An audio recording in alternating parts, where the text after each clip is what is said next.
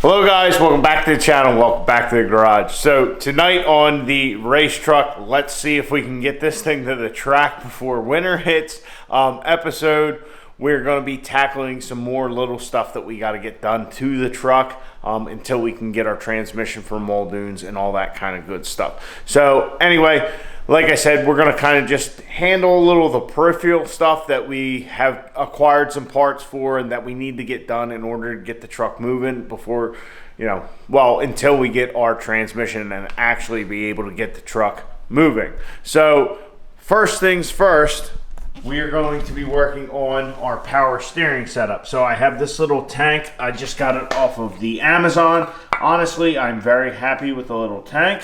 But as you can see, there is some corrosion on the lid already. I actually did return this to Amazon and got another one, and the lid had the same thing.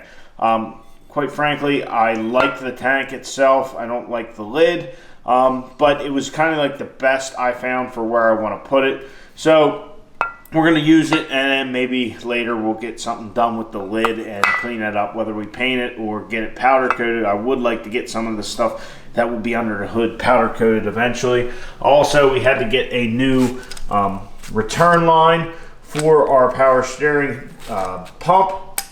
Or not our pump, or from our steering gear. Normally this would go through the cooler back to the reservoir. Here's the part number and all that. I just got it from Rock Auto. This was originally bent in another way. I straightened it up so we can kind of get it where we want it. Which is, something else that I didn't tell you guys. The other night I figured out our hood latch situation. We got our zip tied right here. Just pull the cable and our hood will open.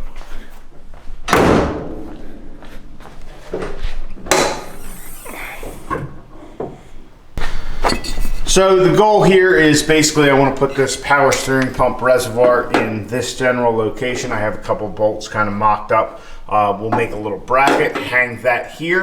That'll give us a nice short run to our power steering gear, which is just going to be a return from the power steering gear. But also we're going to have the return from our reservoir through our D&J Precision block there, which is just a 1/2 inch -8 fitting. And also we have to run a line up to our hydro boost for the brakes and all that. So we can get that all mounted up and ready to go. But the more exciting task for the evening is our nitrous setup. So I want to get all of our nitrous stuff ran. We got it from Nitrous Outlet through Hardway Performance. So this kit, as you can see, I've already been through it, just kind of checking things out because I am very new to this. I've never ran nitrous on anything. I don't know much about it other than pretty much nitrous. In our application, we can consider to be turbo in a bottle. So with these diesels, these common rails, we have the ability with the injectors and all to put way more fuel into the cylinder than we'll ever use.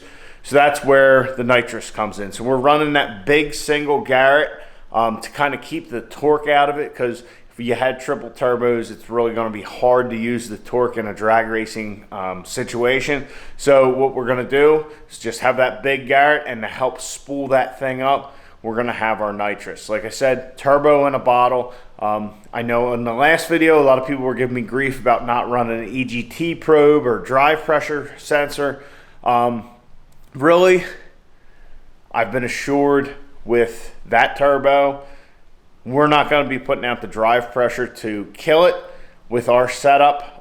Really, we're just going to run just a spool jet for this year and then progress forward later. And we have a progressive controller from Nitrous Outlet to handle that, which we'll go into once I learn how to use that, and I can kind of give you guys a little more informative talk about it. But the other thing is our EGT probe. Guys were giving me a little bit of slack in the comments about that.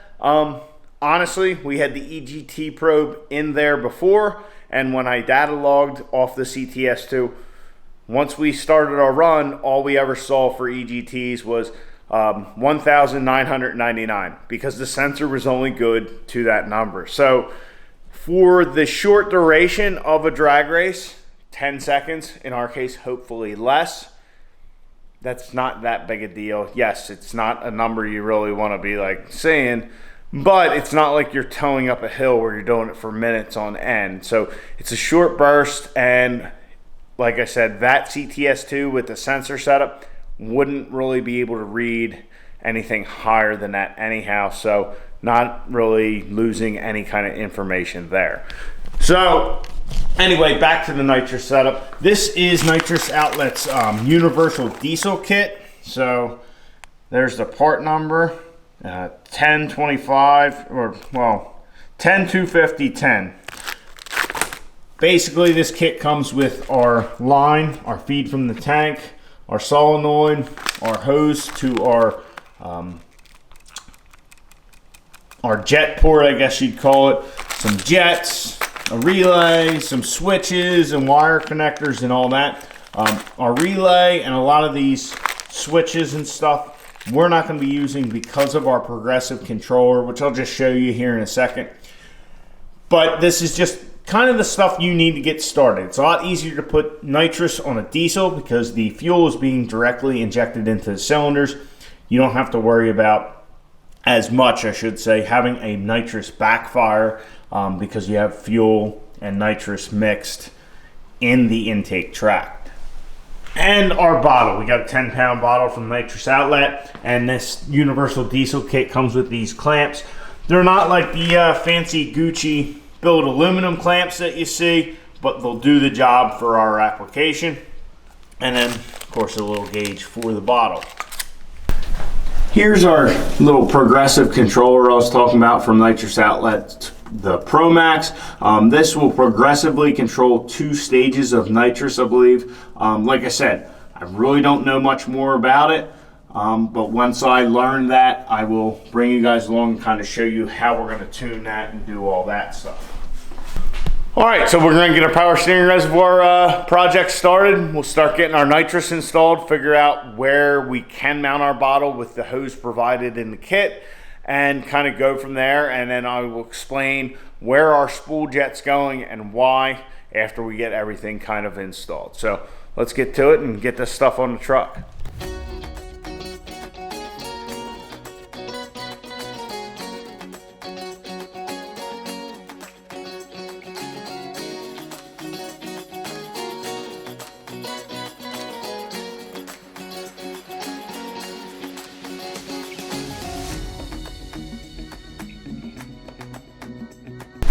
So guys, got our power steering reservoir mounted, got everything ran, and I kind of ran into a little issue. So there's a 3/8 barb on this and a 3/4 barb. So I used the 3/4 barb to come from our power steering gear return, and then I added the T from our stock reservoir here to go up to the brake setup, the hydro booster. Yeah, that's it. The hydro booster on the brake setup. And that went all in there nice, and I was very happy with it. But then I got looking at the return for the power steering pump. That is also a 3/4. On this D&J bracket, it's actually an AN fitting, which is not a problem. We can get a barb fitting and then go to a barb fitting on here. But we don't have one. We have one that is 3/8. I don't know what the flow on any of this is like. I assume it's that size for a reason. I looked at the reservoir, and the orifice on the reservoir is about the same as this 3/4 or -10 AN fitting. So what I'm going to do is actually remove this, see if I can figure out a way to weld a 3/4 barb on there in place of the 3/8. And then we will have our reservoir all set up. Like I said, I don't know any of the flows on all this, but all this stuff is sized the way it is for a reason. So using the T like I did, well, that's the same as the factory setup, so I think we're good there. So on to the nitrous. Basically, all we were planning on doing tonight was plumbing our nitrous, and for the most part, that is done. So as you guys can see here, we will be injecting our nitrous through our jet into our hot side intercooler piping. I'll talk about that in a second, but that goes up to our solenoid and then to our solenoid supply line here. which then goes down through the frame for a little bit, out of the frame, and then we have a little coil going because, well, our line is what it is. There's nothing we can do about it. To our nitrous bottle, which is mounted to a 2x4 to the brackets for the tank. Obviously, the 2x4 is just temporary. I need a piece of 20-inch flat bar to weld to those, and then I can weld to the brackets that I had already made to go to our nitrous bracket. So that's just kind of a mock-up. This is where I think I want the bottle for right now. It'll be easy access and all that. We got plenty of line, so I think that'll work well. We just need the material to be able to actually do it. Now on to our nitrous injection. The reason we chose this spot to put our little feed valve, or I don't even know the correct terminology to be honest, our injection point for our nitrous is on the hot side of the intercooler piping, and the reason for that is it's just a spool jet. So Ryan at Hardway, I had asked him where should I put the injection for the spool jet, and he had told me as close to the turbo as possible. And from what I kind of took from the conversation was basically when you inject it over here coming out of the turbo, it goes in through the intercooler. You still get the same effect of the nitrous, but it kind of softens the blow to the engine. So when you see the guys on the dyno and they hit the big jets, you know, they're up in the RPM, you know, everything's going.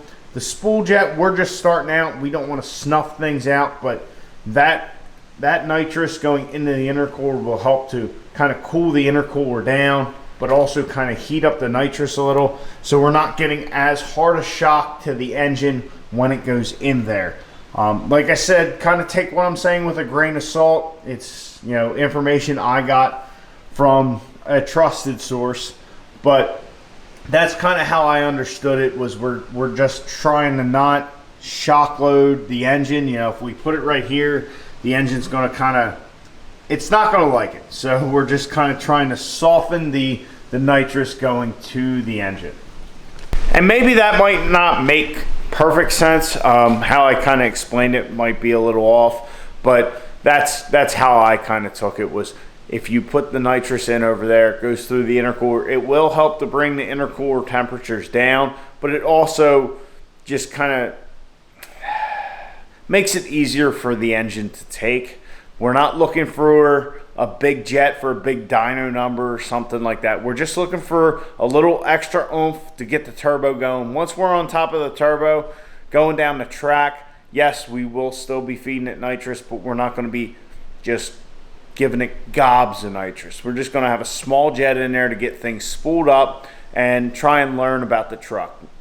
Really this year, well, last couple weeks, if we get the truck to the track, I mean, every time we're here talking on video, the if is getting bigger and bigger because it's getting colder and colder. It's getting closer to winter and whatnot. But I don't know that I'll be messing around with nitrous jets or anything like that. I just want to, like I've said before, I want to get the truck to the track. First off, to make a pass, because I haven't made a pass this year and I'm itching. But also to learn about the truck. We've done a lot of changes, and I've said it before about kind of rebuilding the truck as we have. There's a lot of things that we, you know, a lot of stuff that has come up that we never expected. And I want to know, if I make a pass in this truck, I might say, hey, where this ratchet shifter is just doesn't work for me, or something just that I wouldn't understand just sitting here in the garage. I want to be able to do that and say, hey, I need to do this, I need to do that. And that's kind of one of the reasons I'm pushing to try and make some passes this year. I'm not saying we're going to set the world on fire. We might not be able to even break our own personal record of a 10:19 and a quarter, but we'll be able to learn a little more about the truck and what has happened to it now that, hey, the chassis is stiffer. The cab is kind of wonky, you know, like all that kind of stuff. When I say wonky, I'm talking more about the body stuff, but you guys kind of catch my drift, I hope. Just try and figure out the little things we need to change that I don't like about the truck while we're going to have the 3 or 4 month downtime. So anyway, guys, it's kind of a bit of ramble there at the end, but we're done in the garage for tonight. We got our nitrous setup kind of figured out. We got to wire our solenoid and our controller and all that, and get everything in there set in stone, get our power steering stuff kind of figured out. We didn't really get anything completely done tonight, but we got on our way. So anyway, guys, I hope you enjoyed. Get out in your garage, get the wrenching on your truck.